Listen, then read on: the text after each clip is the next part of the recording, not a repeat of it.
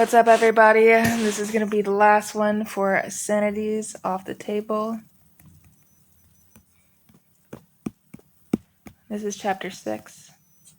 So if you haven't seen my other videos, I suggest you check them out. Before we get started, subscribe, like, comment, and share if you dare, care. And we love to see you here with peace and love. Alright, so this is a substantial expansion of chapter 6. This is the deep state as shadow sovereign, containing the treaty's architectural voice and thematic coherence. The chapter treats the prison system and the deep state not as separate phenomena, but as two expressions of the same Plutonian imperative, the secret apparatus that maintains order through coercion, extraction, and the ritual sacrifice of the disposable body. So let's talk about Pluto in the second house and the architecture of carceral control. Alright, let's do this. Laying on my stomach. Alright, I think that's gonna work. Okay. So, if the Sovereign's birthmark is a constitutional wound, then the deep state is the wound's immune system, a shadow apparatus that activates when the body politic perceives a threat to its survival. The prison system is its most visible organ, the institution where the nation's Plutonian shadow is made flesh, where the bodies deemed surplus or dangerous are processed, extracted, and often discarded. Together, the deep state and the prison system constitute the shadow sovereignty, a parallel structure of governance that operates outside constitutional accountability, sustained by the same plutonic energies that have defined the American project from its inception. And yes, I am calling America a fucking project.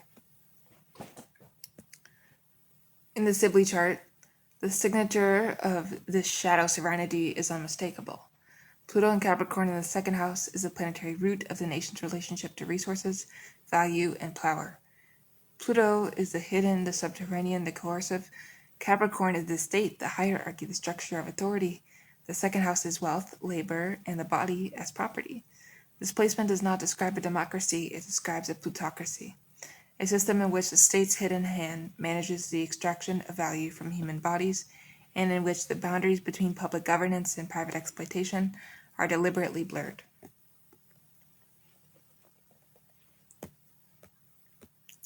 So this chapter and video traces the astrological architecture of American carceral control and deep state apparatus. We will examine the historical emergence of the prison industrial complex through the lens of Pluto transits to the U.S. chart, the Saturn-Pluto synods that have consolidated state power, and the current Pluto return that is forcing a confrontation with its shadow sovereignty. We will see that the prison system is not a failure of American ideals, but their fulfillment, the logical outcomes of a polity whose natal chart encodes the equation of freedom with property, and whose deepest secret is that the state's authority rests on its capacity to confine, exploit, and sacrifice.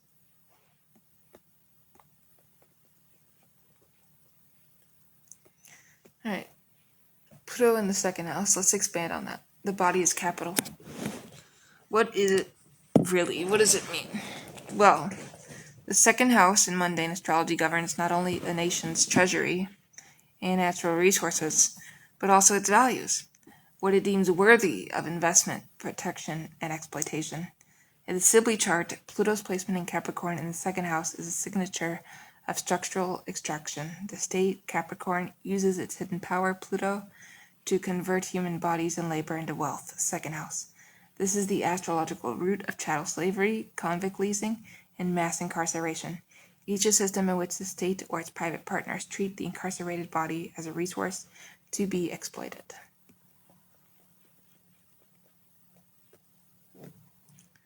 Now, the second house also governs debt, and Pluto here ensures that debt will function as a mechanism of control, from the debtor's prisons of the colonial era to the modern system of court fees, bail, and fines. The American carceral state has always been a system of financial extraction. To be indebted is to be vulnerable to the state's capacity to confine. To be confined is to be subject to further extraction. This is the Plutonian cycle that the nation's second house encodes. The Scorpio ascendant connection. The ascendant at 19 degrees Scorpio gives the nation's body a susceptibility to secrecy, surveillance, and the use of death as a tool of control. Scorpio rules the reproductive system, the excretory system, and the capacity for regeneration through crises. The carceral state is the nation's excretory system, the mechanism by which it expels what it cannot assimilate, and the site where the shadow is ritually processed. The square between the ascendant and the moon in Aquarius ensures that this processing will be rationalized in ideological terms. The nation will tell itself that it is punishing crime, protecting society, or maintaining order, while the true function is the extraction of value and the management of surplus populations. That's why police have quotas.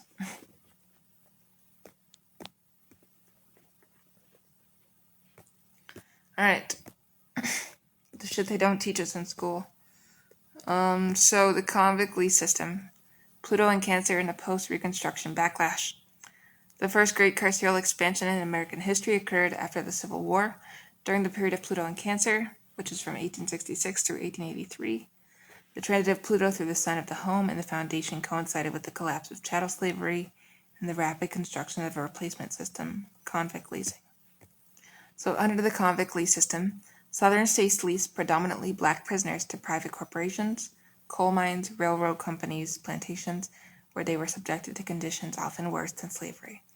The 13th Amendment had abolished slavery, except as a punishment for crime. The convict lease system exploited this exception to recreate the plantation economy under a carceral guise. By 1898, 2/3 of Alabama's state revenue came from convict leasing. In Mississippi, the state leased its entire prison population to a single company.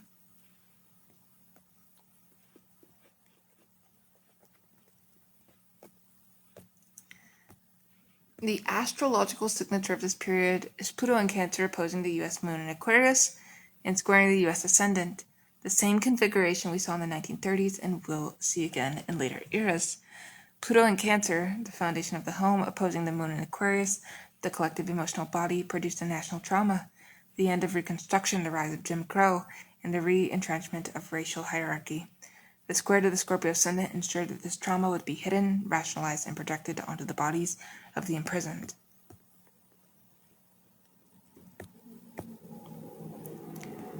The convict lease system was not an aberration. It was the Plutonian fulfillment of the second house placement. The state Capricorn used its hidden power, Pluto, to convert human bodies' second house into revenue.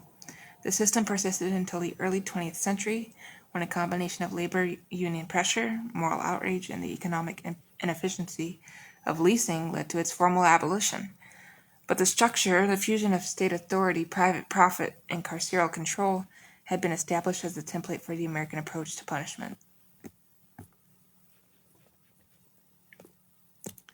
Now I want to talk more about the war on drugs. And just Pluto and Scorpio and the mass incarceration boom.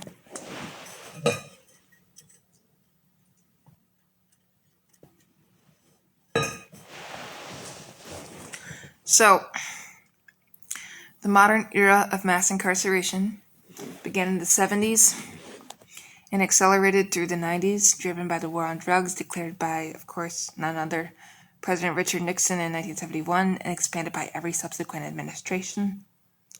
The astrological signature of this period is Pluto in Scorpio, which ingressed in 83 through 95. Pluto in its own sign at its most powerful, transiting the U.S. 4th house, the foundation of the home again, and opposing the U.S. 10th house, public reputation again, to help you guys understand these terms.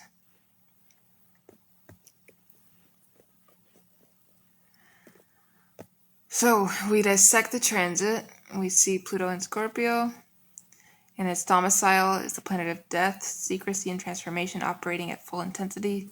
Scorpio rules the underworld, the taboo, the repressed. During this transit, the American shadow, the racial hierarchy that had been formally dismantled but never truly confronted, resurfaced in the form of drug policy.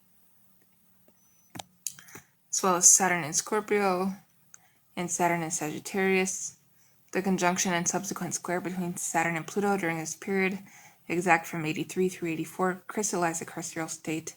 Saturn is structure, law, and punishment. Pluto is the hidden hand. Their conjunction in Scorpio produced a legislative framework for mass incarceration. The Anti-Drug Abuse Acts of 1986 and 88, which established mandatory minimum sentences, the 100-to-1 disparity between crack and powder cocaine, and the militarization of policing.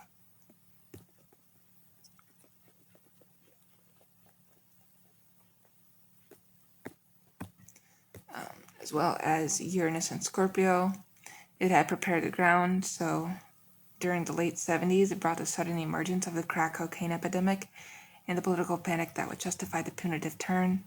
The sextile between Uranus and Scorpio and Pluto and Libra, 78 through 81, synchronized the drug panic with the rise of conservative law and order politics. Alright, and then we look at the outcome. And we see that the U.S. prison population exploded from approximately 300,000 in the 70s to over 2.3 million by 2008, a nearly eightfold increase that made the U.S. the world's largest incarcerator. The burden fell disproportionately on black and brown communities. By 2000, 1 in 3 black men could expect to be in prison at some point in their lives. The war on drugs was not a response to crime rates, which fluctuated independently of incarceration rates. It was a policy choice, a Plutonian decision to use the carceral system to manage populations that had become politically ungovernable after the Civil Rights Movement. The transit of Pluto through Scorpio, the sign of the repressed, forced the nation to act out its racial shadow in a language of crime and punishment. The second house Pluto ensured that the system would also be profitable. Private prison corporations, prison labor, and the forfeiture of assets from the drug war created a new economy of extraction.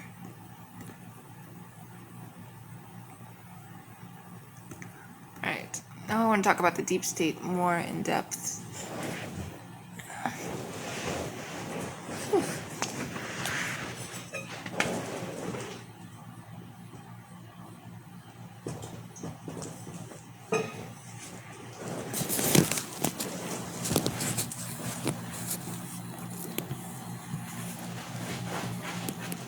Alright, so the deep state, essentially Pluto and Capricorn in the hidden architecture of power.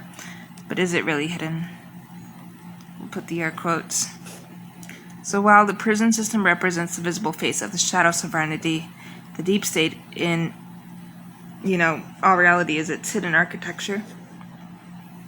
The network of intelligence agencies, military commands, corporate contractors, and permanent bureaucracies that operate outside the electoral cycle, and often outside constitutional accountability. The deep state is the institutionalization of the Scorpio ascendant secret power, and its astrological signature is Pluto and Capricorn, the transit that brings Pluto back to its natal placement in the Sibley chart.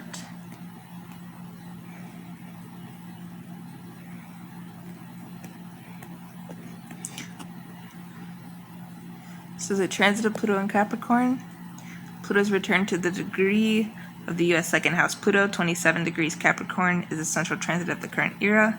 Pluto in Capricorn is a planet of hidden power operating through the structures of the state. During this transit, the deep state has become increasingly visible, not because it is new, but because Pluto demands the revelation of what has been hidden. So we look at what the transit has coincided with. The expansion of the surveillance state, the Snowden revelations of 2013, reveal the scope of NSA surveillance, which had been authorized by the Patriot Act after 9/11. The rise of the military-industrial congressional complex as an unaccountable force in foreign policy. The forever wars in Iraq, Afghanistan, and beyond. The exposure of the CIA's torture program, the Senate Intelligence Committee's torture report of 2014, and the politicization of the intelligence community and the deepening conflict between the permanent bureaucracy and elected officials.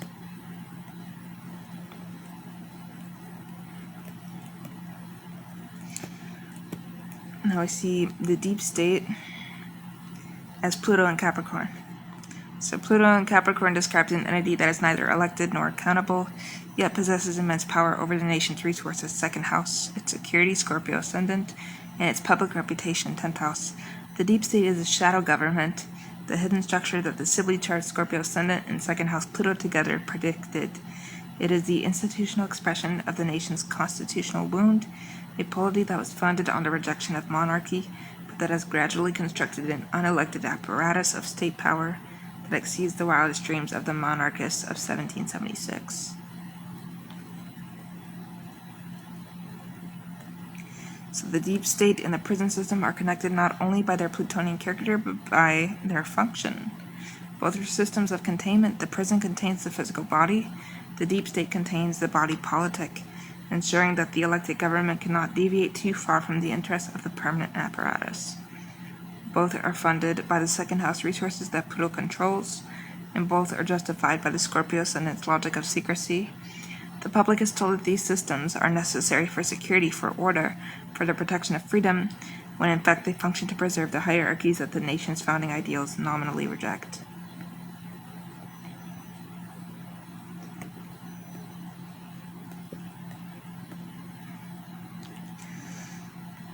The synastry of control, prison, and deep state as twin systems. The carceral state and the deep state are twin manifestations of the same astrological configuration. They operate on different scales. One manages individual bodies, the other manages the global order, but their architecture is identical. So secrecy, Scorpio ascendant, both systems rely on the classification of information. Prison administration is notoriously opaque. Deep state operations are shielded by state secrets and national security claims.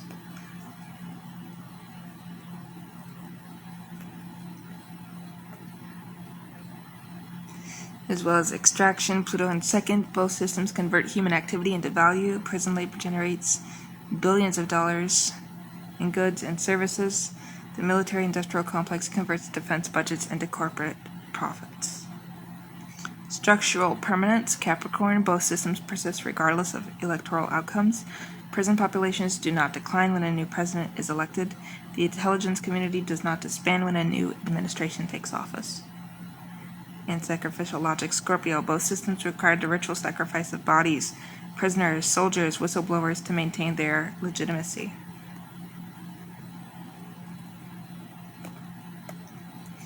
So the synastry between these systems in the U.S. chart is reinforced by the transits that have activated the second house Pluto. The Saturn-Pluto conjunctions of 1982 through 83 in Scorpio and 2019 through 2020 in Capricorn mark moments of carceral and deep state consolidation. The Pluto return of 2008 through 2024 was the moment when both systems were being forced into visibility, when the shadow sovereignty was no longer able to remain hidden.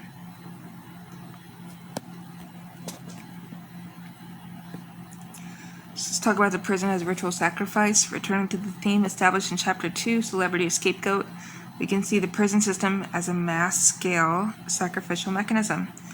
The incarcerated are the collective scapegoats, the bodies onto which the nation projects its violence, its addiction, its poverty, its racial terror. By locking away a population, the nation ritually purges itself of the need to confront the structural conditions that produce crime, poverty, inequality, trauma, and the legacy of slavery.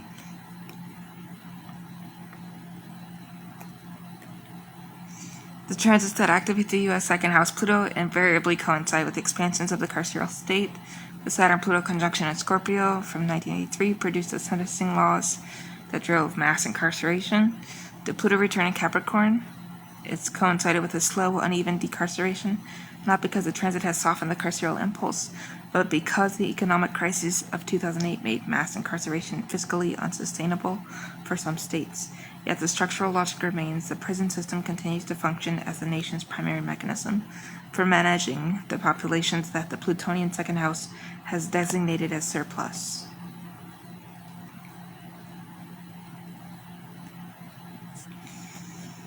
Alright, the current moment.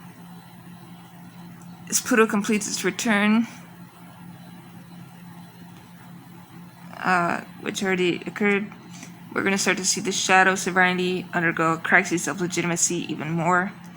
You know, the prison system is, of course, being challenged by grassroots movements such as Black Lives Matter still, the movement to abolish or defund the police, that demand a reckoning with the carceral state's racial foundations. The deep state is being challenged by a political environment in which the permanent bureaucracy has become a partisan battlefield, and in which the very concept of an unelected security apparatus is being questioned from both the left and the right. So the Pluto return does not promise reform. It promises death and rebirth, the structures that have been built on the foundation of the second house. Pluto, the carceral economy, the surveillance state, the military-industrial complex are being forced into the light. What emerges will depend on whether the nation can integrate its Plutonian shadow, or whether it will double down on the secrecy, extraction, and sacrifice that have defined its shadow sovereignty. The astrological indicators are ambiguous. Pluto's ingress into Aquarius, of course, shift the planet of hidden power into the sign of the collective, the network, and the technological future. This transit could produce a new form of carceral control, a digital panopticon that makes the current prison system seem primitive, or it could produce the dissolution of the carceral state under the pressure of a collective demand for justice. The outcome will be determined by whether the nation understands that the deep state and the prison system are not aberrations, but expressions of its natal chart, and whether it is willing to confront the Plutonian wound at the heart of its identity.